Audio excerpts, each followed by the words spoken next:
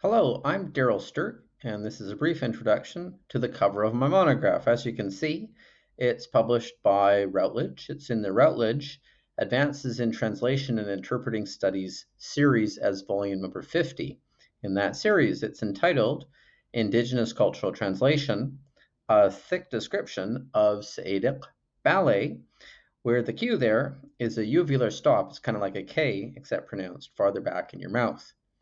Now, Saedic Ballet is a feature film that was released in Taiwan in 2011, and my monograph is a case study of the translation of the screenplay for this film from Mandarin Chinese into the indigenous language Saedic.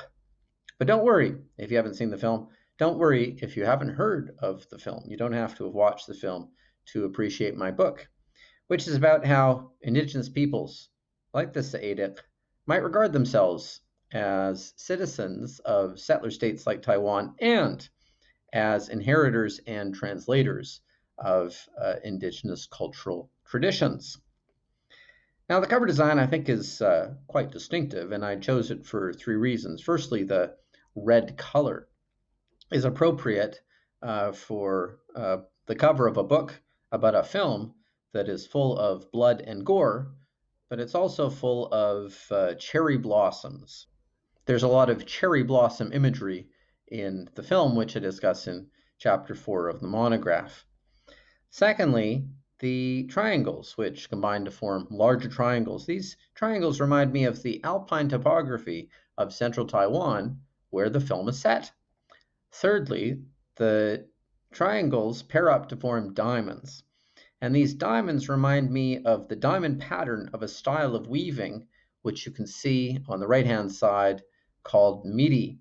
It's a Saedic style of weaving that the Saedic people still practice. Now, those diamonds were traditionally supposed to represent the eyes of the ancestors, keeping an eye on their descendants to see if they are conducting themselves in accordance with Gaia, the moral law. In Mandarin, this kind of weaving is described as fuzhi, and fuzhi can be translated in two different ways. Firstly, as relief weave, and it's called relief weave because it's kind of bumpy. It could also more literally be translated as floating weave, in which case the eyes would be floating above the surface of the fabric in a kind of surreal pre-modern panopticon.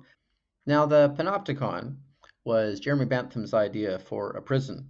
The pan in panopticon means all, and opticon should remind you of optic. It has to do with observation. The idea was if you were a prisoner in such a prison, you never knew whether or not the prison guards were watching you. But they might be at any given moment. And these were the days before CCTV cameras. Now, if you were a prisoner in such a prison, you would tend to behave yourself for fear of discovery. If you got discovered doing something wrong, you would get punished.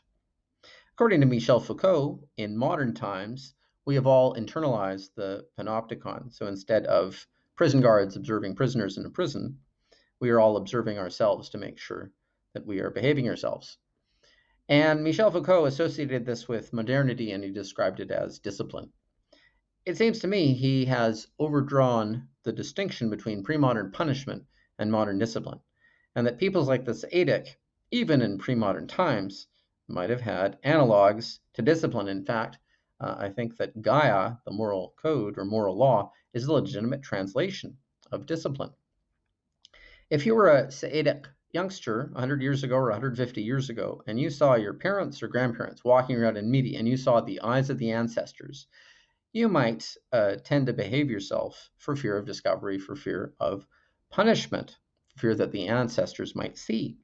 But by the time you were a parent or a grandparent, you were already starting to look at the world with the eyes of the ancestors. Maybe by that time, you would have seen the virtue in discipline, or at least in Gaia, the moral code or moral law that gives guidance to Saedic people today in how to live together in communities, in natural environments that they have to share with many other species.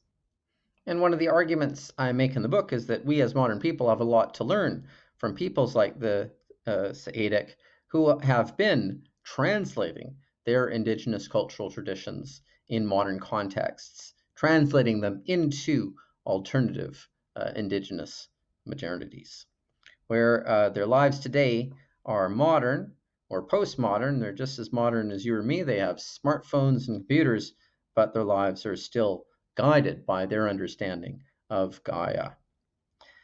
So that's it for the cover, and I'll see you again in future videos on the subtitle and the title and other aspects of the book.